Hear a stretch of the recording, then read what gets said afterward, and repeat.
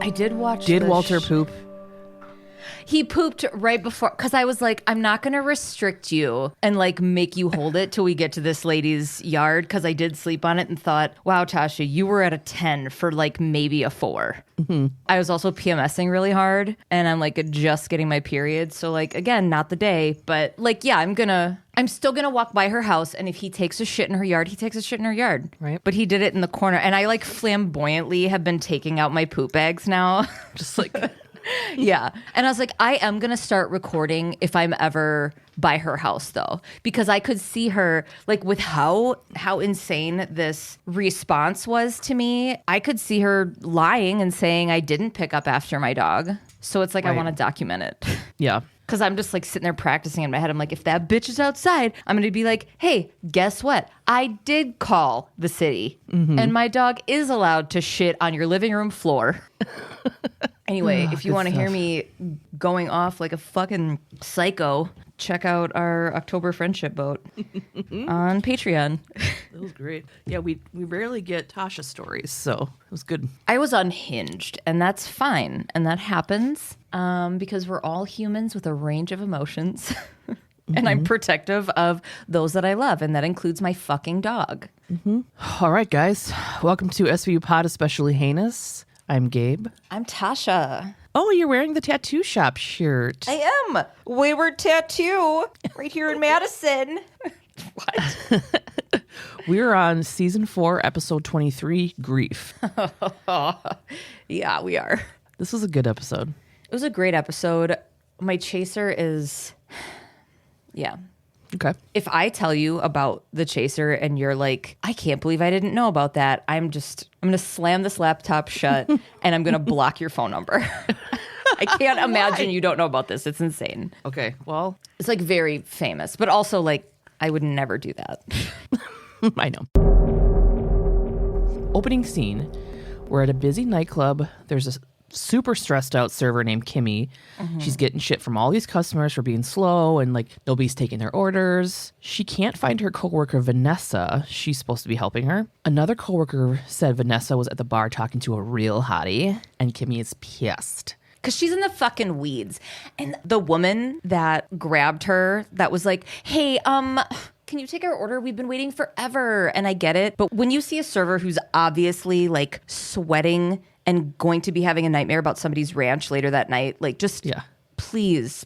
And you're 4 feet away from the bar. Just go up to the bar and try. Just go up to the bar. I mean, I get it. Like, I get it that it's hard, and like also the entitlement that people feel. But like, I will wait 40 minutes if somebody looks busy, or I'll go somewhere else. Yeah, you know what I mean? Like, yeah, she's not standing next to the bar talking to some hottie. That's her friend. That's Vanessa, who we're like not even mad at, and we'll tell you why. Not either. So she goes up to the bartender, Jake, and he said that he saw Vanessa arguing with her boyfriend, but they were so loud he had to tell them to go outside. Kimmy goes out to the alley to look for Vanessa. She hears like the meow, like a fake. I don't know. Like they cut it. I don't know, from Animal Planet. Like a human was like, "Oh my God, we have to let them know there's a cat here." Yeah. And this guy named Dave who works in sound is like, meow.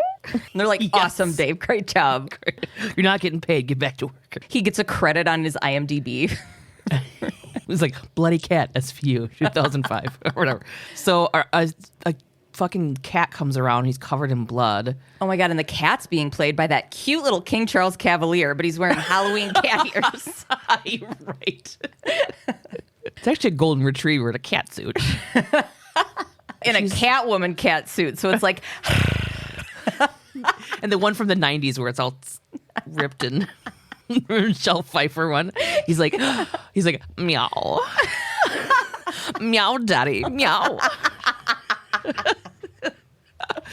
Okay.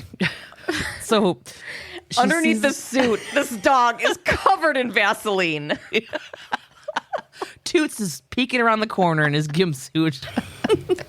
What are you doing? I don't know. Okay. So yeah, Kimmy sees this cat and she's like, what the fuck? And she's walking around and then she finds Vanessa dead with her shirt open, slumped against the building. Benson Stabler show up at the crime scene. They're getting debriefed. Toots, wink, wink. Oh my God, I can't believe I've never made that connection. Debriefed, underpants. I didn't till just this moment. So if we hadn't talked about all that weird Vaseline dog stuff, I would have never even. Do you think those words have ever been said in that order before? I hope not. So Vanessa was 19. She was a student at Hudson University. Of course, Stabler's like, that's where my daughter goes. And I was like, oh God. We'll hear from you plenty. Yeah. She was shot at close range, raped, and sodomized. Her underwear were ripped. And I'm like, don't say panties again. I had to change it to underwear because that fucking guy's like, panties. Well, and semen was found on her chin. The gun was at the scene. So Vanessa had gunshot residue on her hands, and she could have been fighting her attacker when it was fired. Benson Stabler speak with Kimmy. She's all shook up, of course. She says Vanessa is always outside arguing with her boyfriend or feeding the stray cats. Vanessa always called her boyfriend D, and Kimmy doesn't know what his real name is. And she thinks D is Vanessa's drug connection. And they were like, she does drugs? Kimmy says she wasn't sure, but one day she'd be super woohoo, and then the next day just be like way low. There's some commotion, and Stabler turns around. Vanessa's dad, Ray, is trying to get through the yellow tape. Are you going to say it or am I? What? Vanessa's dad is Dr. Miles Dyson, the inventor of the microprocessor that leads to fucking Skynet. This dude has been acting since 1970. He has 136 acting credits, but will always be the dude that the Terminator peeled his arm skin off in front of to me. Oh my God. Listen to me very carefully. Holy shit. And he's like, meow, meow. Was he the one that was like holding the bomb thing? Yes. And he was like, I don't know how much longer I can hold this. He's like, yes. Yeah. Oh my God. So fucking good. Stabler and Benson go over to him to handle it, and Stabler lets him know that Vanessa is dead. He's so upset, obviously, and he's like, oh my God, not my baby. And then they wheel Vanessa's body in a body bag to the ambulance, and he like runs over, and it's really sad. Theme song. Now we're at the precinct. Benson and Stabler are speaking with Vanessa's dad, Ray. He's been up all night but wants to help. Ray didn't know that Vanessa had a boyfriend, and he's surprised because Vanessa's mom died when she was 3, and it's just been them all these years. Ray did notice her grades went from A's to C and D's, and had received a call from the dean at Hudson when Vanessa tried to take out a $5,000 personal loan. He asked Vanessa about it the day before, but she wouldn't tell him what it was for. Ray says he doesn't know if Vanessa was doing drugs, but says that she's been having violent outbursts and was upset when her dad told her to stop working at the club. Yeah, because Benson asked him if he knew if she was on drugs, like the money and the erratic behavior changes. and all that. Yeah. Mm-hmm. Ray says the last thing he said to Vanessa was, don't come to me for help when you ruin your life. And then I'm like, oh. And he was like, I didn't mean it. Like, he was so regretful. Yeah. And Stabler dad's up and he's like, hey, I know you didn't mean it. You know, after all, I have 3 daughters. I say things I don't mean all the time, like I'll be home for dinner. Right. I'll be there for the twins' birthday. And then Ray's like, well, you can take it back. I can't. Which I was like, oh, no. Still at the precinct, Cragen and the detectives are going over all the info from Vanessa's dad. Cragen thinks that the change in Vanessa's behavior mean that Vanessa had a drug problem. And Stabes thinks that maybe she owed her dealer money. That's why she was looking for that $5,000. And the drug dealer made an example of her, but the sexual assault was just for extra humiliation. Mm-hmm. Which is like so fucked up that like, I don't know. That just struck me where I was just like, sex is used to humiliate. It's just bizarre. Toots and Munch come in and tell everybody that they canvassed the club. People had seen Vanessa's boyfriend getting loud with her, but nobody knows his full name. Remember, Vanessa just calls him D. Mm-hmm. He's young, 5'10", and Munch goes, and the only thing anyone can agree on is that he's cute. Jealous? Jeez. I like the way he said cute. Cragen wants to find out who the boyfriend is because he's looking good for this right now. And Cragen wants Toots and Munch to see if the CSU lab was able to pull prints off the gun found on the scene. And he wants Benson and Stabler to go speak with Vanessa's roommates and ask about a D. Now at the dorms at Hudson University, Benson and Stabler are talking to Vanessa's roommate, who has the raspy voice of a young Joan Rivers. I loved it. She's like, I didn't even notice. His real name is Donovan Alvarez. He's pre-law like me. Why am I saying? It's like she's an old lady. I know. Vanessa dumped him last semester. Melissa! Yeah, there it is. She doesn't know why Vanessa called it off with him, though. Donovan's a great catch. All the girls are after him. My predictions were so fucking off. Yay! I want to hear them. So I wrote, oh my God, it's her. She did it. Jealousy. I have more, but go ahead. She also tells them that Vanessa's behavior changed and she stopped going to class and acting wild, short skirts, tight tops. And it's like, okay, there are periods in your life where things change, you know, and people experiment with different looks. That was just annoying. It's like she's acting wild. She's wearing short skirts and tight tops. She's also a young woman, probably just like getting it fucking in. She's in college. Yeah. Let her be in college. It was judgy. It was judgy. What are you wearing? That was her on the red carpet. Anyway. Right. R.I.P.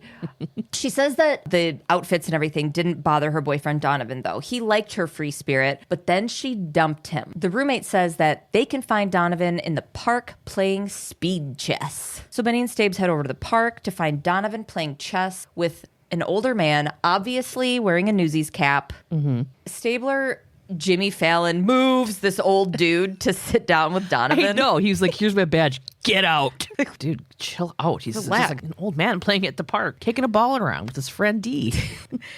So Donovan tells Benson and Stabler that when he left the club that night, Vanessa was fine. Stabler asks him about the Band-Aid on his neck, and Donovan's not fucking stupid and does what we all should make a habit of doing and says, oh, I see where this is going. I'm done answering any questions without a lawyer. And Benson's like, whoa, could we go to DNA sample?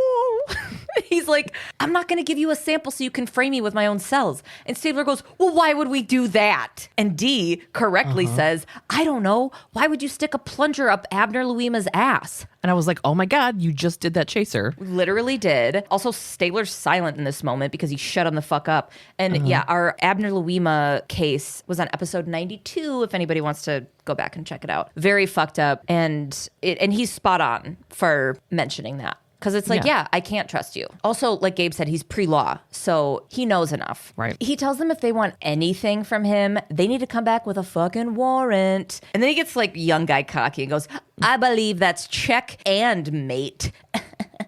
And like pushes over, and pushes over the king, and he stands up and he leaves. And Stabler's like, it sure is, you smart ass. Picks up the chess piece that Donovan was just printing all over and goes, all right, we're going to take this back to the lab with us. Which sucks for the next people playing chess, first of all. Yeah. Oh man, another fucking missing piece at fucking park chess. God.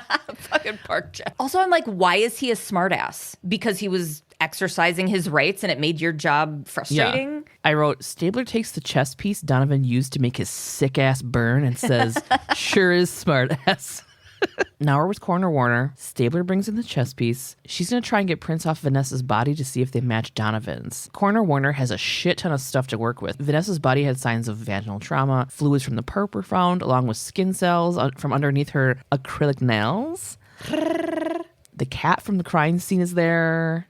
Cat from the crime scene is there looking over everything with Coroner Warner. She's like, that's what I was trying to Can I get my suit back when this is done?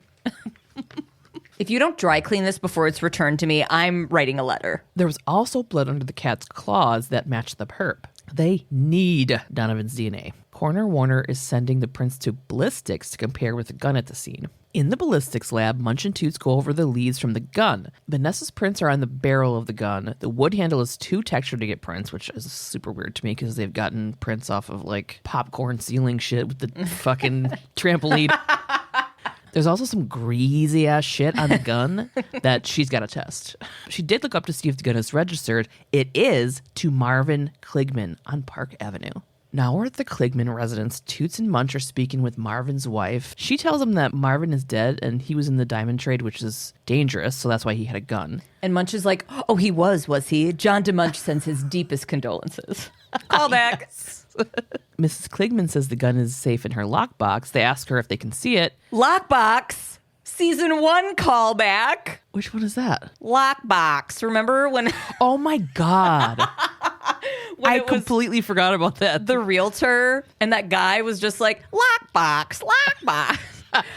I think he maybe said it once or twice and we were grabbed onto it so hard. Yeah. So Mrs. Kligman says the gun is safe in her lockbox. They asked That her, guy like, pops in and he's like, he's got a beard, just a huge fucking beard. He's like, I have been here for 3 fucking years. You've been waiting. As she's going to get the box, she says that the only other person with access to it is her son, who lives in the dorms at the Hudson University. Oh my God, what's going to happen? Is it going to be empty? No idea. Mrs. Kligman opens the safe and she's like, it's gone. The gun is missing. Like, we all didn't know that. Yeah. What a surprise. They were like, don't even open it. We know it's not in there. On the Hudson University campus, a drunk cameraman spins us around a chat between Stabler, Benson, and Marvin Kligman's son, Yes. Peter. It was just a wild camera choice. They just put a camera on the Gravitron and let it go. Peter, a 45-year-old real estate agent cosplaying as a college student. I wrote, also, this dude is 37. If he's a day. Yeah. I mean, his receding hair, like, no. I was trying to figure out who he was, and I'm just like, I don't remember you from... He didn't have, like, a list of credits, but I'm just like, you're someone's dad. Like, in 2003. Yeah. He doesn't know how someone got his dad's gun, but he does know Vanessa. After they press him for a bit, he caves and tells them he was going to sell the gun to pay off a gambling debt, which sounds like a thing a 45-year-old dad would have to do. But Dude, what is up with early SVU and all these, like, teens having major gambling debts? Right? I don't know. I didn't know young people with this issue. So after they press him a bit, he caves and tells them that he was going to sell the gun to pay off his gambling debts. He says that Donovan lives down the hall from him, and Donovan's seen his gun and where he kept it. So, implication. And I was like, including Vanessa's roommate. I was so thinking it was her. Who we never see again. Yeah, we never see her again. I thought that she was going to pop in as like the last twist. Oh, okay. Stabler gets a call in the middle of Peter answering one of his questions directly and just takes it, just shoves a finger in Peter's mouth and takes the phone call. He's like, fuck you. It's Coroner Warner, and she wants to talk to them. So they head to the ME's office. Coroner Warner has vaporized crazy glue and used it to get prints off of Vanessa's body. I looked it up. It's called the cyanoacrylate fuming method. But what I read specifically said the prints have to be on a non-porous item like glass or plastic. So this is like TV bullshit. I could be wrong. I could not find anything that said that this was possible on a human body. Right. So SVU isn't real. You guys. But anyway, she's in this like chamber or whatever. They have Vanessa in this, thing, and they're smoking her out with this vaporized crazy glue to raise prints on her skin. A print was found on Vanessa's wrist on a bruise. The print is a 10-point match to Donovan Alvarez. Boom. Benny and Stabes double door kick punch their way into a lecture hall at U of H. They arrest Donovan and completely ignore the frantic criminal law professor asking them what's going on. I mean, they didn't even identify themselves as cops to him, and they barely whispered Donovan's Miranda rights to him. So I'm like, these guys could have been kidnappers for all this professor knows. Yeah. Like, show the damn teacher your badges. Yeah, the teacher's pissed and like is chasing after them with a coat. He's like, I'm coming, Oh, I thought you meant like, Donovan, it's cold outside. Put your jacket on. Oh, I was thinking you were going to think he was like trying to hit them with his coat. Like, yeah, get out of here. He hops on Stabler's back and he's like, hey-ya! And Toots is like, oh my God, I'll do it. Sorry. Now we're in the precinct. Benson and Stabler are interviewing Donovan. A swab from DNA is being taken from his cheek. Donovan says he didn't kill Vanessa. He was at the club because he was angry that she used his credit card and racked up thousands of dollars on crazy shit. They were arguing because Vanessa said that she had bigger problems than paying Donovan back. Benson's like, so you pulled the gun on her to let her know you were serious? And he's like, I don't know anything about a fucking gun. And then I wrote, oh my God, it's Vanessa's roommate. Jesus. Vanessa's bruise on her wrist came from Donovan grabbing her because she was walking away when he was confronting her about the money she spent. The bandage on his neck is from shaving. And then he's like, look, does this look like a fucking scratch to you? He does not understand why they don't believe him. And I'm like, duh. Right. Of course they don't believe you. You're covering for her roommate. You guys are in love. We're still in the precinct. Benson and Stabler are talking about Donovan's story. They don't really know what to believe, but they kind of think it's Donovan. Stabler has a note on his desk that says Vanessa's dad, Ray, called 5 times. He's like, oh my God, fucking dads, am I right? You know what? I'd be calling too, though. If it was Marine. Yeah. If it was Marine or one of the kids or Kath. Cragen comes in. DNA from the lab is back. The skin under Vanessa's fingernails, the semen, and the blood found on the cat are all one person, but not Donovan. Stabler thinks Vanessa had sex with someone else, then Donovan killed her. Like, let it go. Cragen says they can't hold Donovan anymore. His professor that saw him get arrested with the coat, remember? Mm-hmm. He called and got a lawyer for him. Good for you. Yeah. Well, especially because they came in like fucking dicks. Right. He didn't know what was going on. Maybe if he would have given him the smallest bit of information. Mm-hmm. Also, it's totally fine that he did that. Like, get him a lawyer. Yeah. Vanessa's dad, Ray, comes into the precinct, and Stabler's like, what are you doing here, dude? He's like, well, I called, but I didn't get a call back, so I just came down for some news. Stabler can't tell him anything, and he wants him to go back home. But Ray can't sleep. All he sees is his daughter Vanessa's face in the morgue. Oh. Poor Ray. Stabler tells him as soon as he has news, he'll call him, and then Ray takes off. Benson is going through Vanessa's call logs and sees that she had called the Rape Crisis Center multiple times in the 2 weeks prior to her death. Benson and Stabler are at the Rape Crisis Center. The employee at the center says Vanessa called about 20 times, but she never gave her last name. She didn't want to push Vanessa too hard because she was afraid she would stop calling. So Vanessa wasn't exactly sure if she'd been raped, so she called to go over what was happening to her. Vanessa told this lady that she was with someone who made her have sex in public places and liked to degrade her. Benson jumps in and says, why didn't she call the police? And I know this question was just to move the conversation along, but no. Yeah. She was scared to say no to him because when she did, he would beat her up. The woman had given Vanessa the SVU's number, but she wasn't ready and she was super depressed. Vanessa never told her the name of the guy, but said it was her boss who was raping her. Benson and Stabler are now chatting with Perry Williams, Vanessa's boss, about his relationship with her. Before I even IMDb this dude, I'm clocking him as a fucking soap actor. This was me in real time as I'm taking these notes. He's got his shirt fully open, popping pecs, a little necklace. He looks like he's going as Jeff Probst for Halloween. And he has like an Australian accent. And he's got a very light, at first I'm like, oh, is that an Aussie accent I detect?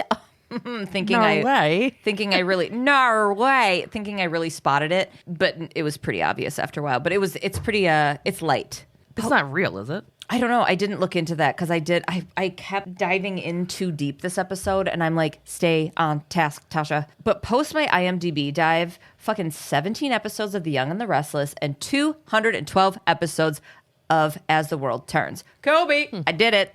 This guy looks, he is what a soap opera is as a person. Yeah. He was also in a short called A Margarita with Hot Salami. I just thought I wanted to let you know that. He tells them that he doesn't know anything. He was in the VIP room when all the shit went down in the club. They confront him about sleeping with Vanessa, and he goes, well, now I see someone's been talking behind my back. I don't think it's real because I feel like he went in and out of it during the episode. Oh, I gotta look now. Fuck. When he was sitting at the table when they were interviewing me, he's like, "Hey guys," and then sort of brought his Australian accent back, and I immediately thought that he was doing that to sound a certain way at the club, but it wasn't. Okay, his name is Paul Layden, and he is chiseled out of stone, and he borrowed that tub of Vaseline because he was like glossy the whole time. Paul I bet Layden, he looks hot as an older guy. Oh, yeah. I mean, he's very hot, but like, oh, he is a hot older guy. Yeah, he's Australian. Huh. Well, he sucks at his own accent. Okay. Fuck, dude. So he's like, now I see somebody's been talking behind my back. And Benny goes, well, then let's talk openly in our squad room. Just then a woman comes in and is like, baby, I'm leaving. Oh, and he pushes her up against a wall like a soap star does and breathes goodbye into her face.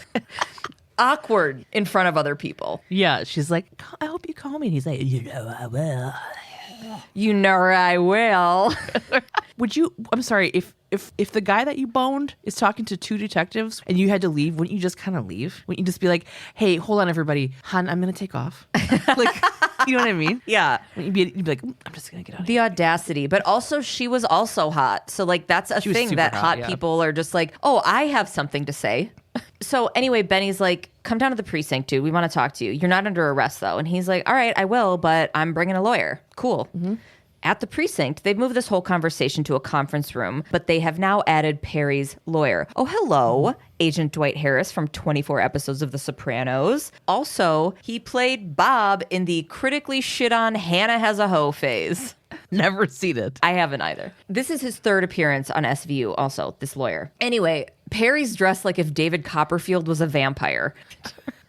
Perry admits that he had sex with Vanessa in the alley that night, and that the DNA would match because the alley cat clawed his ass a bunch. He's also such a fucking creep about this whole thing. Yeah. He's like, rape? I don't have to force women to have sex with me. I don't have to force women. Women.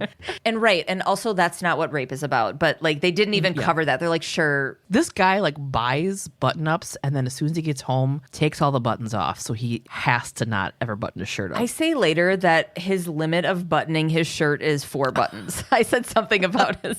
I think it's when they're in court. I said something like that. He tells them that he followed Vanessa into the alley when she went out there with Donovan because he wanted to make sure they weren't having a quickie because he doesn't like to share. Perry saw Donovan get in a cab. Perry says he and Vanessa then had sex in the alley, and then he went back inside. And then Benson says, oh, yeah, because ladies love being on their knees in dirty alleyways. And he says, this piece of shit says Vanessa grew to like being half naked in dirty alleyways. He says, once you got past the schoolgirl thingy, she was a very adventurous woman. And Stabler straightens it all out for us, staring against a fucking wall, by the way, and goes, okay, so she fought with her boyfriend, had sex with you, and then a third guy came along and killed her. Got it. And he goes, truth is stranger than fiction. Ugh.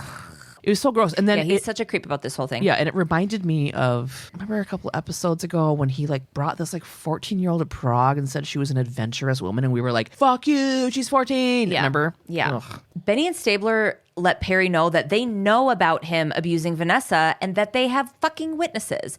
The lawyer says that Perry has answered all of their questions, so bye.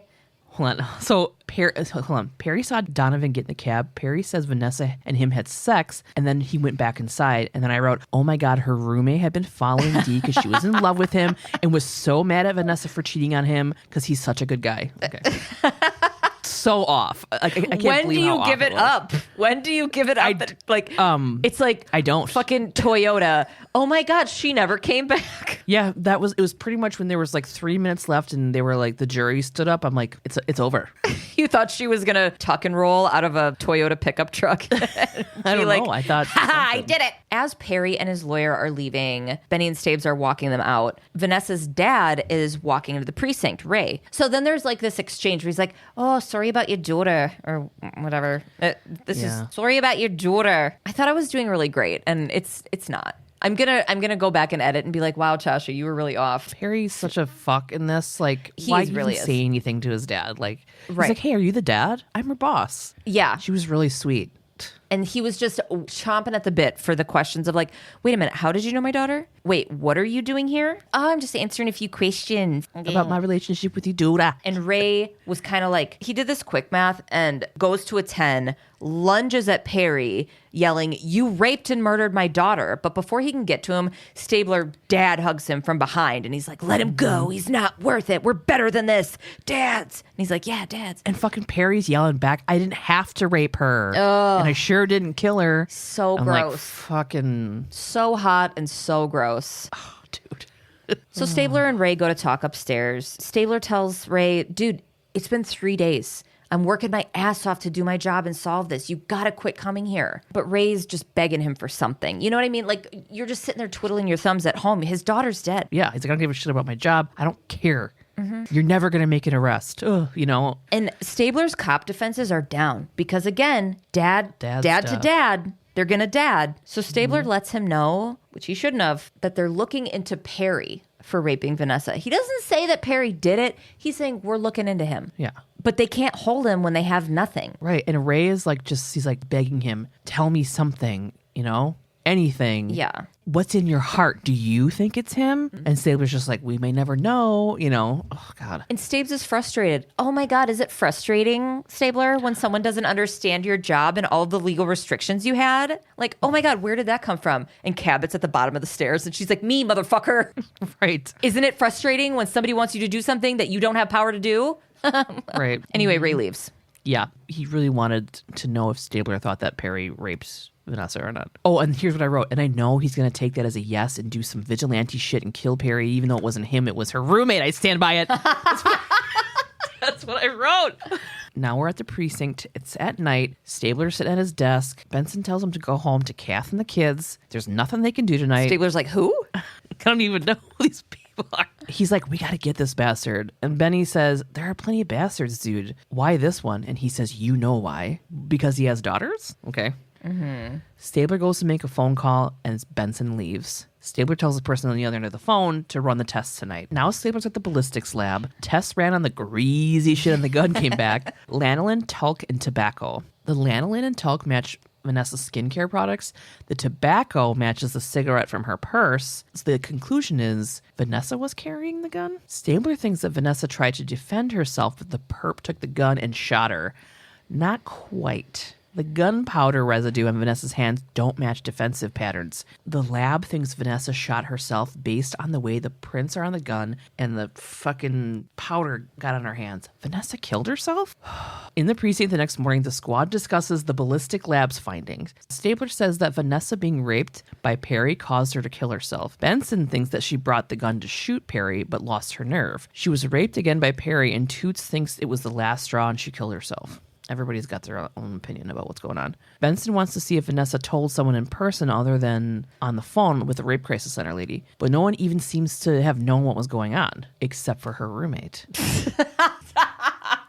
I held on to it, man. You're right most of the time, but this is like I don't know if I've ever seen you be so intent on mentioning it and be so wrong.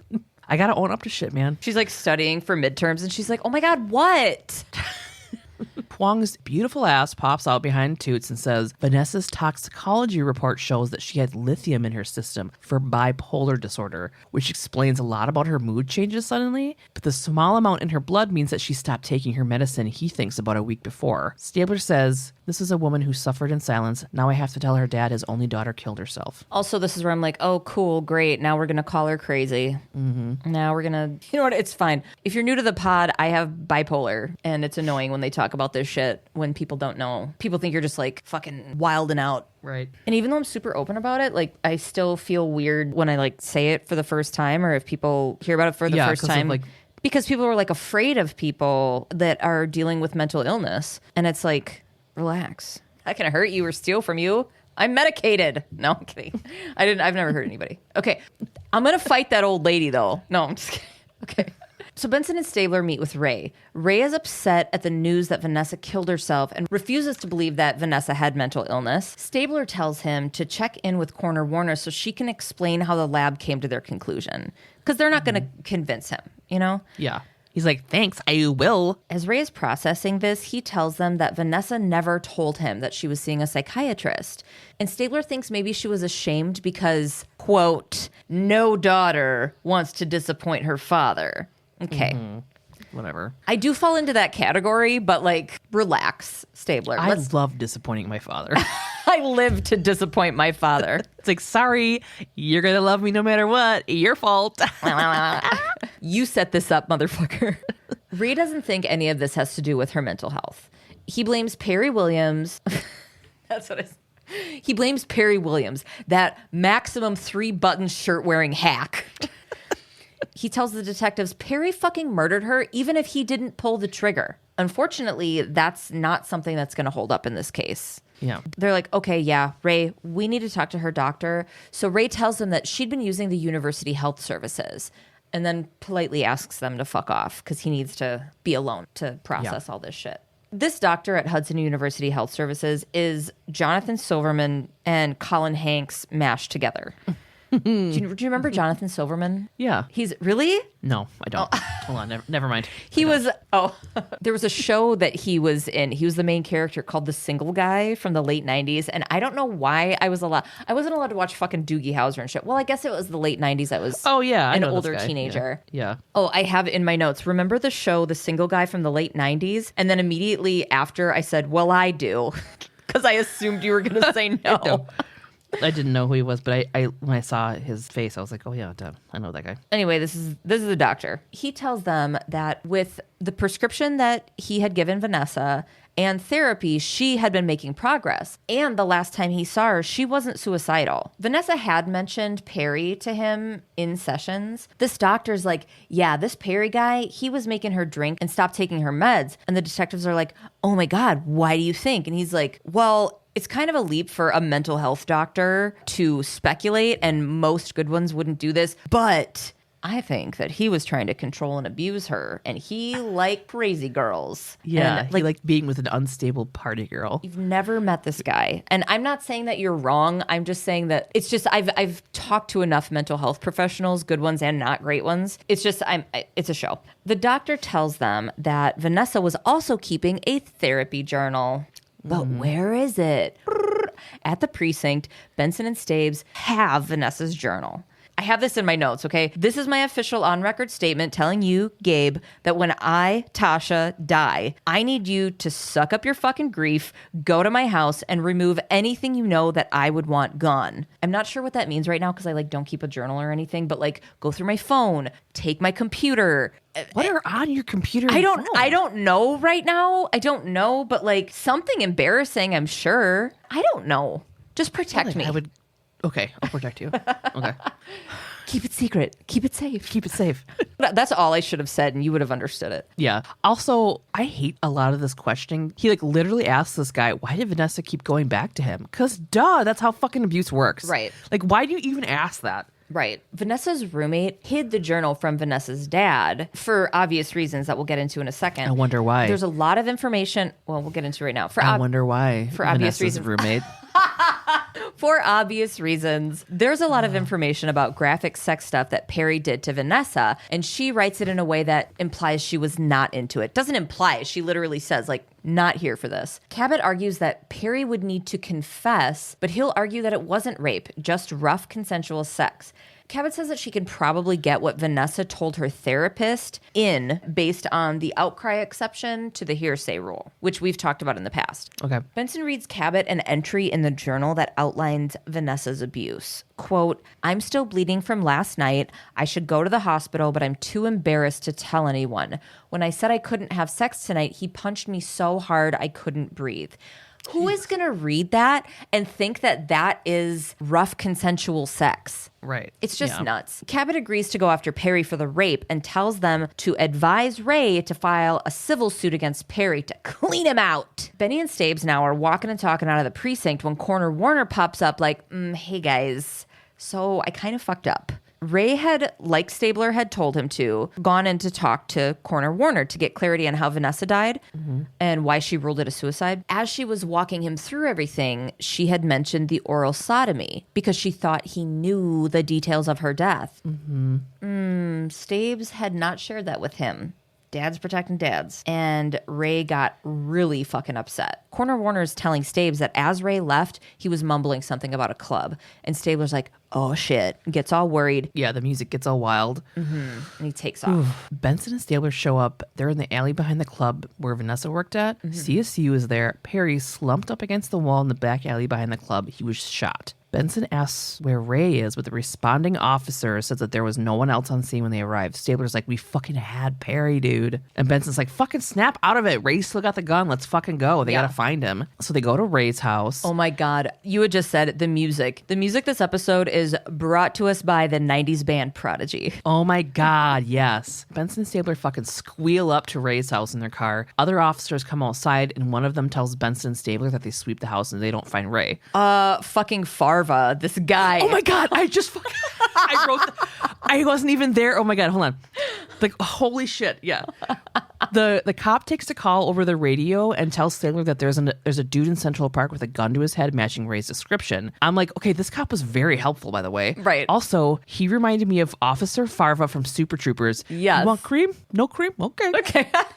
And it says, post that video of Abby. Oh, we need to, yeah. So when we used to do Dub Smash, like when Dub Smash was huge, we, all three of us, used to pop them over to each other. And I would like spend too much time putting a Dub Smash together. Mm-hmm. And Abby just, anyway, Staves is like, Farva. Yeah, Staves is like, nobody talked to him but me about going to the park and seeing Ray. So Benson and Stabler show up at Central Park. There's a bunch of cops standing way off in the distance, which is great. So I was thinking that they were going to be there and just shoot them. Can we hit the IRL here for a quick second and acknowledge that there's a black man in a public park holding a gun? He would have been shot by the cops who found him before Farva could say shenanigans. Right. But anyway, no, I forgot. That's what we're talking about. We're going to post the video of Abby did a Farva one that we were like, we're going to be done doing Dub Smashes now because you can't get better than I this still think Farva. about it sometimes and I'm like, who wants cream? No cream? No cream. Okay. Stabler approaches him very slowly. Benson's got a gun on him. She's like, don't do anything, Ray. He's upset. He doesn't know how to end this pain. He feels like he has nothing now. Vanessa needed help and he felt like she couldn't go to him. Yeah. And it's eating him alive. He came to the pond because it was Vanessa's favorite place when she was a kid. Stabler is kind of getting like lower and lower on the ground and closer. And he's telling him that all these memories of Vanessa are alive in him and the only way she'll die is if he dies. And he's just bawling. As Stabler slowly gets the gun from Ray's hand and gives it to Benson and then hugs Ray as he like cries into his shoulder. Dad on dad stuff. Oh my God. It was just breaking my fucking heart. I'm like, go develop Skynet. On the other side of the glass, Cabot comes in and is upset that Stabler got Ray a lawyer. One of the best defense lawyers in town. She was like, I was expecting you to get a confession from the perp. Right. And Stabler's like pissed that she called Ray a perp. Yeah. Stabler doesn't think that Ray deserves to go to prison or whatever. Cabot says she doesn't fucking condone vigilantism and is not going to let Stabler get in the way of her doing her job. Right. Yeah. And Stabler's like, I did my job. I arrested him. He's all yours, bitch. And like walks out. And he did. He's like, I still brought him in. I didn't give him a head start. Right. In the interrogation room, Ray has his best in town lawyer, Viola Davis. Mm-hmm. I love her. Also, Cabot is there, and they're dealing it up. Viola Davis wants him to be charged with manslaughter and get probation based on extreme emotional disturbance. Cabot argues that Ray's actions were fucking deliberate and his mental state didn't create a loss of control. So Viola D's like, Cabot, dude, why don't you just have Huang evaluate Ray? And she's like, okay. Yeah. Let's do it. So now Ray and Huang are in the darkest room I've ever seen as Ray tells the good doctor what happened. It's just a weird choice. I get that it's for drama, but it's like if I was in that room, I'd be like, can we get some light in here? I'm trying to take fucking notes. Like, what is Can I at least get a headlamp or something? Ray tells Huang that a coworker gave him the gun. Ray went to the club and pretended to have an appointment with Perry. He waited in his office and then confronted him about raping his daughter. Perry denied it, probably like such a douche, and then told Ray that Vanessa liked what he did to her. At this point, I'm listening to him talk to Huang, and I'm like, oh my God, too many steps. He's not going to skate on this. Oh no. I know. It was deliberate for sure. The plan, everything. Like, yeah. Huang talks to Ray like he's a mom talking to a 5-year-old and goes, Ray, how did Perry end up in the alley? You got to tie your shoes before you walk to the bus. You're going to trip. Take a jacket. The fucking professor runs in and he's like, don't forget your jacket. Ray goes on and says that Perry begged and promised he would tell the cops the truth, but Ray didn't believe him, put the gun in Perry's mouth, and fucking pulled the trigger. He made him get on his knees just like he had done to Vanessa. Yeah. Ugh. Yeah, he's like, I'll tell the truth. And fucking dude's like, nope, no more. I'm done. And fucking boom. Ha-boom. Okay. Ha-boom. Huang goes over his talk with Ray, with Cabot and the squad. Huang is not buying Ray's insanity defense because he made clear, logical, and deliberate choices, down to even imitating the oral sodomy by shooting Perry in the mouth. Yeah. Stabler's all pissed and really wants Ray to not go down for this as a dad. Cabot says that they're going to fight what? As a dad. The way you said it was really hard. Cabot says that they're going to fight Ray's defense and that Ray's lawyer will probably try to get jury nullification to acquit Ray out of sympathy. And then Stabler's like, well, they should. And then Cabot's like, look, dude, I'm not mourning Perry. I'm just not rolling over for Ray either. Because she's doing her job. Yeah. Stabler feels guilty for not stopping Ray. He thinks he should have known what Ray was going to do because I would have done the same thing. And Benson's like, no, you fucking wouldn't. And Stabler, not surprisingly, says, well, wait till you're a parent. Ugh, I hate that shit. And Benson's like, hell no. Don't throw that fucking crap at me. You made a mistake. Stabler turns around and like cocks his head to the side like he's got long nails or something. And he's like, blink, blink, blink. Like, what did you just say to me? And Benson's like, dude, you let Ray in. Then Stabler says, you're right. He got to me and now I'm responsible. And I'm like, bro, fucking go to Al-Anon or get a therapist or something. You know what I mean? I wrapped up this scene and was like, is Stabler going to start dad court for dads? Everybody is put to death. It's just a big guillotine. Oh, Just dad court on it. oh my God, I'm not even going to start. So I just pictured like the guy who fucking unleashes the guillotine is wearing jorts and a braided belt and New Balances, but also one of those black hoods. Yeah. Like an American flag t-shirt. He's got the rope in one hand and a fucking massive turkey sandwich in the other hand. At the trial, Ray takes the stand and he says he doesn't remember leaving the nightclub. The next thing he remembers was sitting at the park by the lake planning to shoot himself so he could be with Vanessa. Oh, I typoed it. Cabo's turn. Cabot's turn. She asks Ray if he blames Perry for Vanessa's death. And he's like, yeah, he raped her and that's why she killed herself. Cabot brings up Vanessa's bipolar diagnosis and asks if that was Perry's fault. And I was like, ooh. I know. Well, Ray says, dude, he lowered her self-esteem and convinced her to stop taking her meds, which is a very legitimate argument. And I forgot, I didn't look back at it, but there was, remember when that dude killed his wife and she had like fled the abuse and then came back with the kids and then he was like in his mom's basement or in his mom's like apartment in the basement and then came up and killed her. I can't remember what sort of abuse that was called. There's a lot more laws now around that kind of abuse, which is very manipulative. Yeah. And so that is an argument that can be made. But unfortunately, Perry's dead. So it's something you can't really argue because he can't come back, you know? So anyway, they go back and forth whether it was consensual or not. And Cabot's like, dude, you don't know that he raped her. You have no evidence beyond that's just what you think. Mm-hmm. And Ray says that, and he goes, actually, Detective Stabler told me that Perry raped Vanessa. Cabot's face, she's like, I'm sorry, what? And then Ray's lawyer's face is like, yoink, I'll be taking that info, you know? Yeah. I knew this shit was going to come back to bite Stabler, like, obviously. Right, of course. So in the very next scene, Cabot's sitting in her office, and Stabler pops his head in and says, Cabo San Lucas, you calling me to the stand? Shut up. Cabot. Cabot. Did you write that? No. Oh my God, that's funny. Cabot, are you calling me to the stand? She goes, no, the defense is. You're their star witness, dick. Yeah, he has like no idea what's going on. Cabot tells Stabler that Ray told the court that Stabler told him that Perry raped Vanessa. And Stabler's like, no, I didn't. I said that he was a suspect, that we were looking at him. That's it. And guess what? Fuck Perry. I'm glad he's dead. Dad court. Yeah. And Cabot just stays profesh because she does. And she goes, you gave premature information to an unstable man. You better be fucking ready when I cross-examine you. Mm-hmm. Bye. I love that you wrote like the exact same thing, only we put fucking in different places. Where did you put it? You fucking better be ready when I cross-examine you. And you wrote, you better be fucking ready when I cross.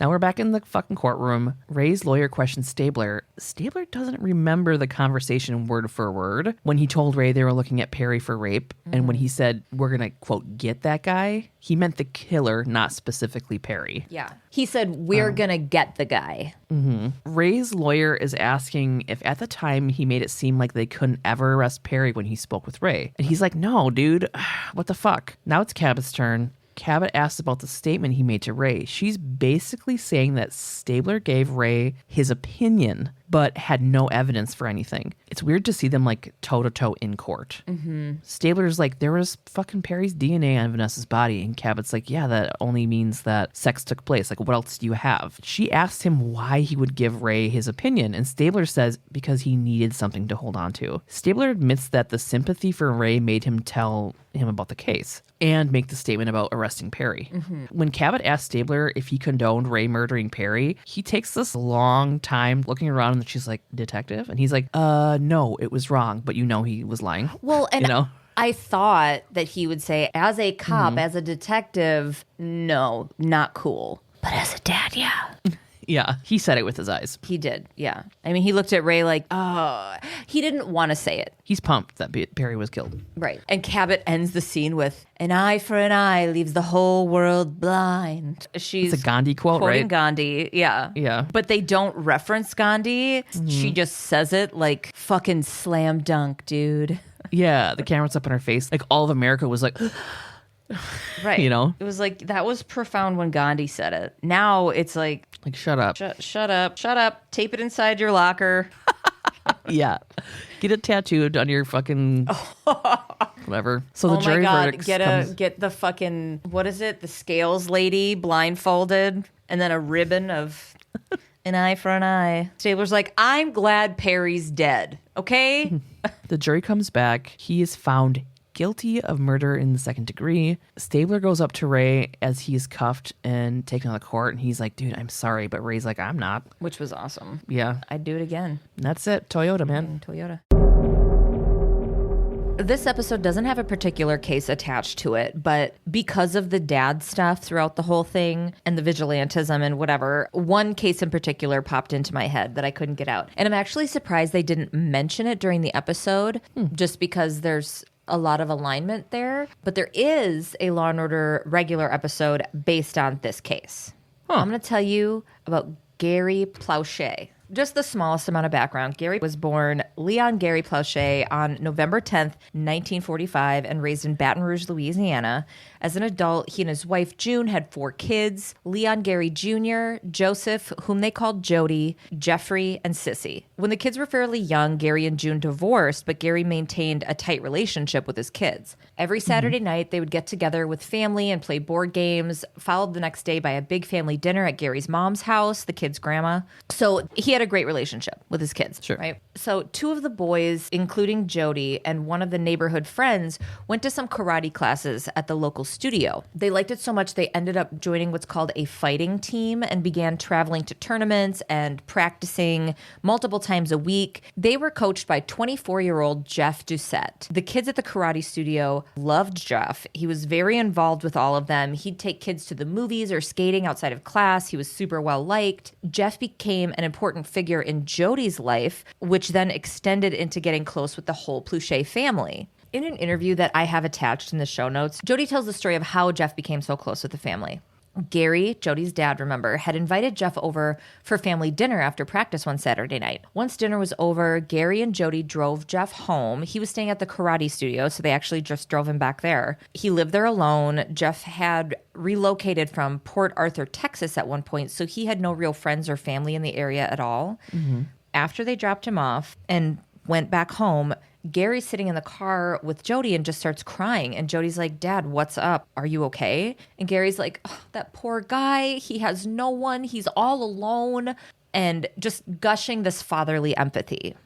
Well, he was like, fuck it. And he turned the car around, went back and picked Jeff up, brought him back to their house, had him shower, gave him a shirt from his own closet, and had him spend the night there, and then go with the family to his mom's for family dinner the next day. After that, Jeff became a fixture. Like, Gary really took him under his wing. How old is Jody, by the way? At this time, Jody's 10 years old. Okay. So we all know where this is going. I've already mentioned it. Jeff was grooming Jody and his family. Little did they know, he had a history of sexually molesting boys. He even had a charge at one point that was erased from the record. Why? I don't know. I just read that he had been charged with sexual molestation and it was erased from the record. He spent quite some time gaining the trust of Jody and his family. And then in March of 1983, Jeff began touching Jody inappropriately. It quickly escalated from there, and by June, he was regularly not only molesting Jody, but raping him. Jody's 10.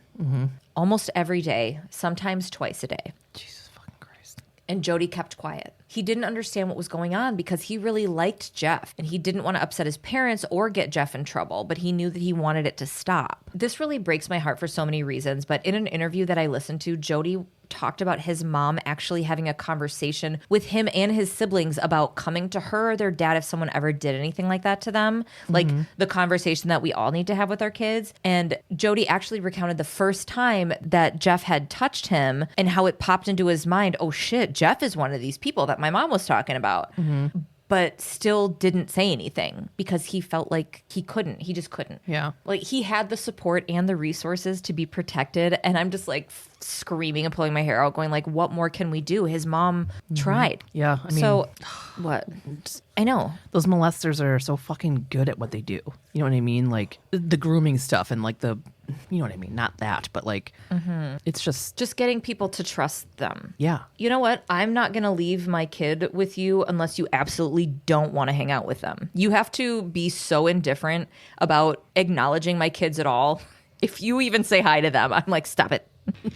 This proceeds to go on for an entire year. During this year, Jeff had been making some sketchy and bad business decisions. He owed people money, he was writing bad checks, and he was looking at jail time. He had mentioned to Jody that he was going to go to California, and when he did, he would take Jody with him. Jody didn't want to go, but still didn't say anything. And then on February 19th, it's Darla's birthday, 1984, around 9 a.m., Jeff went to Jody's mom and said he would like to take Jody with him to look at some carpet at another karate studio kid's house. I don't think Jody was going to look at the carpet. I think he was just sort of like, hey, does he want to come play with this kid or whatever, you know? As soon as he got Jody in the car and turned to go in the opposite direction, he told Jody that they were headed to California. Jeff drove in Jody's mom's vehicle, by the way. He borrowed Jody's mom's car. He drove them to Port Arthur, Texas, where his mom was. And he and Jody spent the night at her house and then took a bus the rest of the way to LA. Over the next week, Jeff took Jody to Disneyland, the Hollywood sign. They watched them filming Hill Street Blues, with which Jody was like, that was so cool, you know, and he still says, because Jody was trying to make the best of it, right? Because they would go to the hotel at the end of the day and he would be raped. I mean, and this is an 11-year-old trying to process what's happening. Yeah. The motel they were staying at was in Anaheim, California, literally 10 minutes from Disneyland. After 10 days, Jeff told Jody he could call his mom, and he called her collect. They talked for over 20 minutes. And at this time, after a collect call, the person paying for the call would get transferred back to the operator where they would be told the charges and whatever. So when June, Jody's mom, was sent back to the operator, they then had the local sheriff get on the phone with the operator and be like, hey, hi, we need to know exactly where that call was coming from because that child is been kidnapped. Currently. The operator gives them the information. They were able to get it down to the fucking room number. The next thing Jody and Jeff knew, police were pounding at the door to arrest Jeff and save Jody. The next day, on March 1st, Jody flew home to his family. About 2 weeks later, on March 16th, 1984, Gary, Jody's dad, was having lunch at the Cotton Club with a friend, Bob Shadell. Bob happened to work at Gary's old job, the local news station, WBRZ Channel 2. This guy was like, hey, I heard they're bringing your boy home today, you know, talking about fucking Jeff. And Gary was like, I thought he was already here. And he's like, no, I'm pretty sure he's supposed to be flying in today because the news crew is going to go down to the airport and whatever. I'm going to go call and make sure. I'm going to go call and see what's up. Dude goes to the payphone, makes a call, and he's like, yeah, he's going to be here. They're going to land at 9:08 p.m. Okay. Cut to just before 9:30. Two officers are escorting Jeff Doucette through the Baton Rouge airport. One of them is Mike Barnett. He happened to be an old friend of Gary Pluchet. As they passed a phone bank, which used to be a thing, it's just a collection of payphones. This was at the airport. Anyway, nobody had a phone on them. But as they passed this phone bank, a man in a hat and sunglasses spun around and put a snub-nosed .38 to Jeff Doucette's ear and blew his fucking head off. Shit. It was Jody's dad, Gary. Whoa. Officer Mike Barnett screamed, why, Gary? Gary, why? Before restraining Jody's father. And it was all caught on camera by a news crew doing the follow-up story on the return of Jody from weeks before. Whoa. You know? Yeah. It went all over the media. This was on camera. It says that it was live. It's funny because Jody's like such a, he's done a lot of interviews and stuff. And he's very like, yeah, they say it's live. It wasn't live. It happened at like 9:30 and then the news was on at 10. So it's like recorded, but it's not like live, you know? It's just funny how he's like, the detail of that is wrong. The detail of this. You can still see this video too. And I watched it. Is it gross? Or it just happens too fast? I mean, in the uncut video, you do see, I did gasp a little bit because they pan to Jeff. Was his head off, though? No, it wasn't. I mean, figure of speech. Yeah. Blew his brains out. Is that a better way to? You see Gary turn, you hear the shot, and then Jeff just falls to the ground. Mm-hmm. You hear Mike Barnett scream, "Why, Gary? Gary, why?" And just like push him against the phone bank to like take his gun and just like holds him there. This other cop walks up and he's just like a regular cop and he's like, "Ugh," and some lady's crying. It's just because there were people gathered. Yeah. You know, just like, why is there a news crew here? Oh, is there a celebrity fucking coming to town? Whatever. This is Baton Rouge. This isn't LA. So there was kind of a crowd there too, and just wild. Mm-hmm. But yeah, it's pretty, it's not quite Faces of Death, but it's kind of fucked up to see. But it was all over the news. They showed this shit. Crazy. Jeff was declared dead at the hospital the next day. Mm-hmm. Like he wasn't going to make it regardless, but they like harvested his organs and shit. He like didn't die on the scene? Not immediately. They kept him going so they could like take his organs. Yeah. There's no way he was gonna. No. Mm-hmm. Gary spent the weekend in jail and then was released on Monday. He didn't even get fired from his job. Eventually, Gary would plead no contest to manslaughter and received a 7-year suspended sentence with 5 years of probation and 300 hours of community service. He did not spend 1 day in prison. Holy shit. For the murder of Jeff Doucette. It doesn't look great that the judge was a frat brother of his, but I'm just going to leave that where it is. This guy was like, I'm going to make sure that you're not going to fucking prison. It's also been speculated that this was a setup that included police. Remember that Mike Barnett was friends with Gary, but Mike has since said that if I was going to be a part of a setup, I would have made sure that it wasn't on camera and I wouldn't have had it happen a few feet from my own fucking head. Right. There's a lot of controversy with it, but so many people are just like, yeah, we don't like vigilantes, but like fucking good. Mm-hmm. You know, and especially parents are just like, I would have done the same thing. He did what every parent would have wanted to do. Mm-hmm. It doesn't set a great precedent. Mm-mm. Yeah. But there was, I don't know. I'm glad he's dead. After this, Jody grew up, got a lot of help. He spent a number of years working at Victim Services Center of Montgomery County, just outside of Philadelphia in Norristown, Pennsylvania. Mm-hmm. This kid took what fucking happened to him and made so much out of it. Mm-hmm. He was a counselor there. He was doing speaking engagements to kids as young as 4, leading professional trainings for cops, school administrators, hospital staff, parents. He's just made this his life's work. In 2004, he was awarded the Pennsylvania Commission on Crime and Delinquency Survivor Activist of the Year Award. In 2019, Jody released a book called Why, Gary, Why? Again, he was like, actually, Mike said, why, Gary, Gary, why? But people remember it as Why, Gary, Why? And that's why I named my book that. He wrote this book. It's not only recounting the abuse that he endured and what his father did in response to it, but also really goes into depth on like how to protect your kids. And it's kind of a manual. He's like, I want every parent to read this book. Is his dad still alive? No, Gary passed away in 2014 at a nursing home in Baton Rouge. He died from complications of a stroke and he was only 68.